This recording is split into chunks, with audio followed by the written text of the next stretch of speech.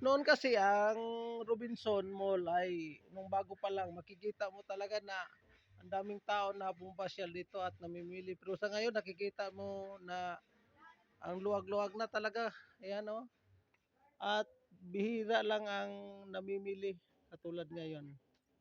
Pero alam nyo guys, dito marami naman sanang sales. Ayan oh, na mga pag mga ibibinta katulad dito. Ayan, mura na lang. Ayan oh. Pero kahit ibigay mo pa dahil walang tao, wala ring magawa. Kaya makikita mo yung mga promo dyan, ayan, nakatayo na lang. Walang ginagawa, ayan. Yung iba inaantok na. Yung iba nakatago doon sa mga module nila. Ayan. Yung ibang pumupunta dito, hindi mo malaman kung bibili ba o namamasyal lang dahil sobrang init sa labas.